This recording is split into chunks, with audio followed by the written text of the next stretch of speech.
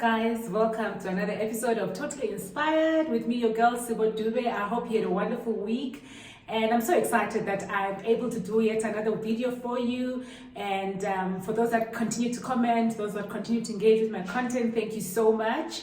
Please, may I just give you 2 seconds to click the subscribe button down below, because it's important for me to see that I'm gaining momentum in terms of creating a community of inspirational and phenomenal women.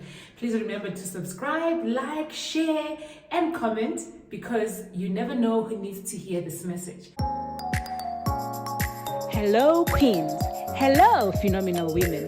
Hello, inspirational women. This is your girl, Sibo Dube. Welcome to Totally Inspired, a channel where we talk all things leadership and all things lifestyle. Before we get started, please hit the notification bell and the subscribe button, because you don't want to miss out on this content, which has been created with you in mind, so you can enjoy a full life, because girl, you deserve it. Well, I'm excited because today we are going to be talking about a topic that has been talked about for years and years. The pull her down syndrome.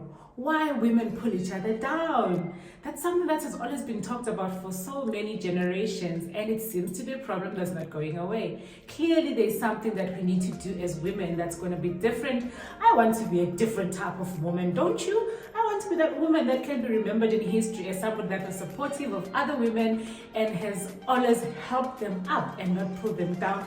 Open doors for other women, because it only makes us better. It only grows us when we help other people to succeed. So what I chose to do today is to look at a chapter in my book. For those of you that are new on the channel, I'm a recently published author. I recently published a book, December of 2020, a book entitled Climbing the Hill on Heels. It's available on Amazon. Please make sure you get yourself a copy. So in today's video, I'll actually dwell into one of the chapters which looks at why women pull each other down. And this is actually taken from a chapter which I titled Pull Her Down Syndrome. Yeah, I was fortunate enough to get a foreword written by Pastor Pindi Matebula, and she actually touched on the importance of women supporting one another.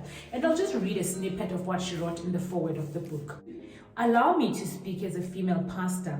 When a woman allows herself to be the weakest link in the concept of sisterhood, she allows herself to be used of the enemy. It takes a wicked and malicious heart to inflict pain on another woman or rejoice in the failure, loss, and pain of another woman. Now, that is part of the foreword that was written by Pastor Pindi. And to me, it's actually sad, because as women, we should actually be supporting one another in all areas of our lives. I'm actually happy to say in my life, I have women that I can really look up to and say they've been by my side and been supportive, and it really counts for something. There's nothing as heartbreaking as finding yourself being caused misery by people whom you expect to understand your plight, people whom you expect to sympathize or empathize with you. And I'd like to encourage all of us as women to do something differently, to make it a point that in our lives we vouch never to find ourselves being that weakest link that Pastor Pindi talks about in the foreword. But anyway, I'll go to my chapter now and look at some of the reasons that are outlined as to why women pull one another down. So on page 121 of my book, I give 7 reasons why women pull others down. The first one says, women who are losers can't stand women who are winners. They see the victories of other women from a different perspective. It takes a big person with an ego that is under control to cheer on the successes of other people without being envious. It's easy to fall into the when will it be my turn trap. One thing I have learned, ladies, is that when it's not your season, when things are not happening for you, those things that you desire to happen for you, when they're happening for someone else, there is no better way of manifesting it in your life except to cheer on those who are in celebratory mode, those who are experiencing what it is that you're looking for. It's the best way that you could ever manifest goodness coming your way, those things that you like. I have a friend who once told me that she used to struggle to have children, and she was married for a while and there were no children in her marriage.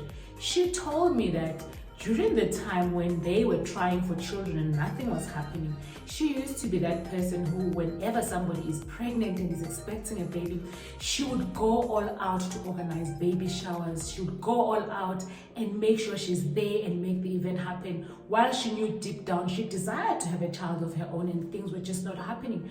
But because of having that attitude of celebrating others during their time of victory, during their time of celebration and wins, that eventually turned out to be a blessing for her to be in the right space of mind and celebrating the other women who were having babies. And as we speak now, she's a mother and she's got kids of her own.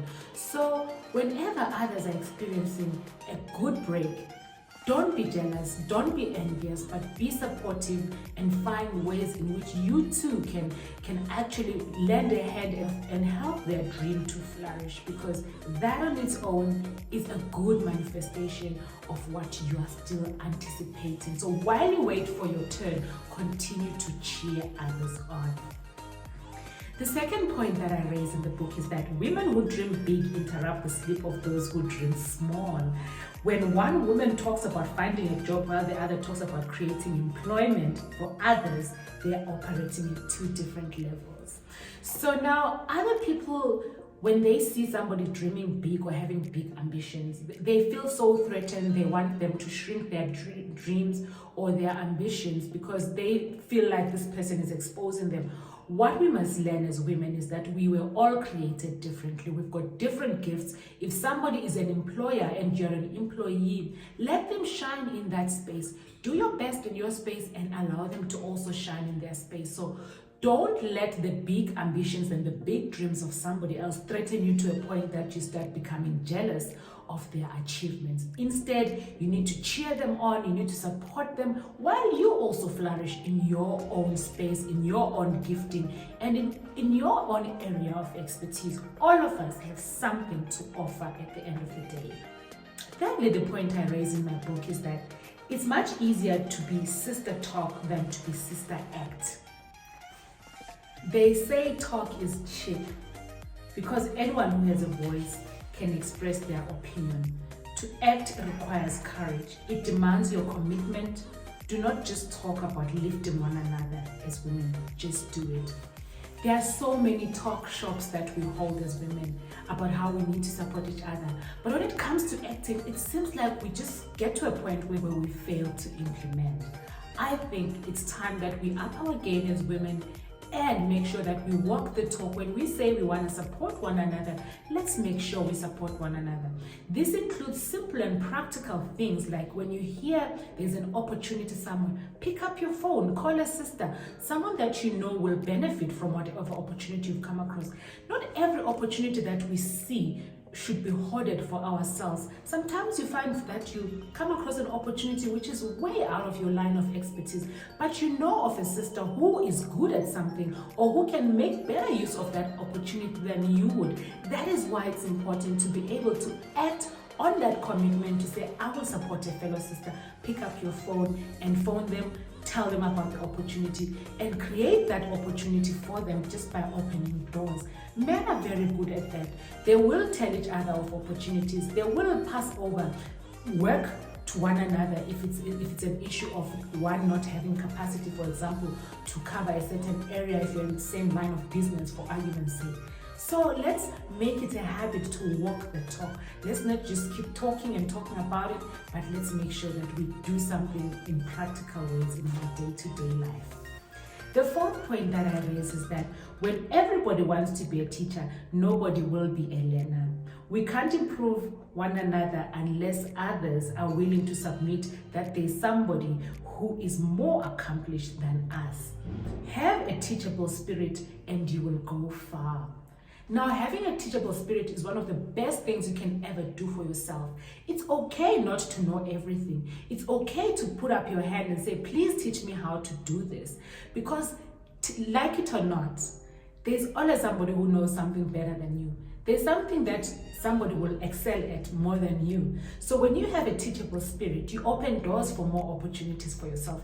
But if you are know-it-all and are not open to being taught or receiving new information, you are bound not to grow as an individual. You're bound not to progress. So let's make it a point that when the opportunity presents itself, let's be willing to learn from other women. It doesn't mean that you are less competent. It simply means that you're being real. And when knowledge is shared amongst ourselves, it is multiplied. The next woman will also learn from you, and the knowledge is passed on from woman to woman and from generation to generation.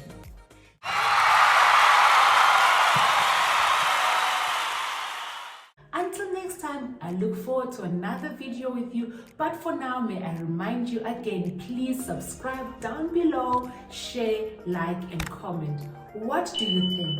Give us some ideas as to how we can improve on our sisterhood as women and stop the pull head down syndrome dead on its tracks. So there you have it, queens. Hope you had been inspired by today's video and that you'll go out and be more and do more because you deserve a full life. Before you go, remember, hit the subscribe button, hit the notification bell so you don't miss any of this inspiring content, and do share my link with your circle of queens.